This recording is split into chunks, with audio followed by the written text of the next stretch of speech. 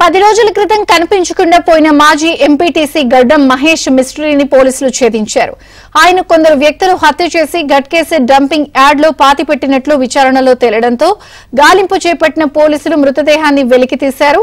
మహేష్ ను హత్య చేసి గొయ్యి తీసి పూడ్చారు.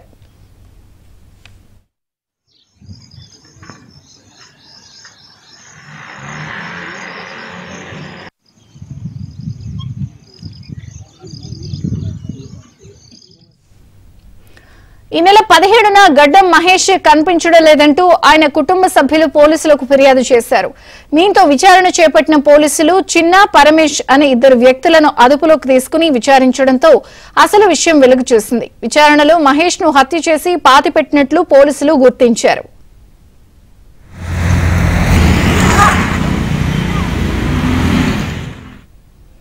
ఈ ఘటనకు సంబంధించి మరిన్ని వివరాలు మా క్రైమ్ ప్రతినిధి ప్రవీణ్ అడిగి తెలుసుకుందాం. ప్రవీణ్, మేడ్చల్ గట్కేసర్లో మాజీ ఎంపీటీసీ మిస్సింగ్ కేసుకి సంబంధించి లేటెస్ట్ అప్డేట్ ఏంటి? గట్కేసర్ మాజీ ఎంపీటీసీ హత్య కేసులో కొత్త కోణం వెలుగు చూసింది. వివాహేతర సంబంధం కారణంతోటే ఈ హత్య జరిగినట్లు ప్రస్తుతం పోలీసులు గుర్తించారు. అయితే అతి దారుణంగా మాజీ ఎంపీటీసీ గడ్డం మహేష్ ను హతమార్చిన తర్వాత జేసీబీల సహాయంతో గుంత తవ్వి పాతి పెట్టినటువంటి సందర్భం కనపడుతుంది. అయితే మొత్తం 6 నిందితులను ఇప్పటి వరకు అదుపులోకి తీసుకోవడం జరిగింది.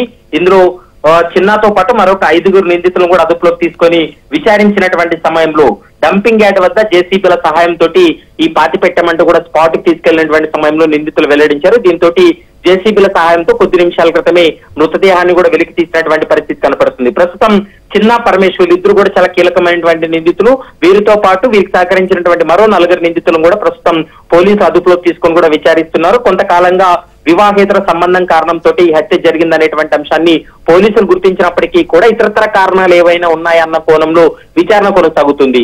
ఈ కేసులో ఇంకా అరెస్ట్ కావాల్సిన మరో 2 మాత్రం పరారీలో ఉన్నట్లు ప్రస్తుతం పోలీసులు అయితే 15 నుండి కూడా మిస్సింగ్ కావడంతో కుటుంబ సభ్యులు కంప్లైంట్ చేయడం, దానిపైన అనేక కోణాల్లో దర్యాప్తు చేసినటువంటి సమయంలో ఈ వ్యవహారం బయటపడింది. దీంతో కొద్ది నిమిషాల క్రితమే డంపింగ్ యార్డ్ లో ఎక్కడైతే పూడ్చిపెట్టారో ఆ ప్రాంతం దగ్గరికి తీసుకెళ్లి పోలీసులు జేసీపీల సహాయంతో మృతదేహాన్ని కూడా వెలికి తీసినటువంటి పరిస్థితి. ఇంకా పోస్ట్ మార్టానికి కూడా తరలించారు. మరికొద్దిసేపట్లో పోస్ట్ మార్టం పూర్తయిన తర్వాత ఈ కేసుకు సంబంధించినటువంటి వివరాలు కూడా వెల్లడించే అవకాశం అయితే కనపడుతుంది. విజయ చంద్రిక. Thank you Praveen.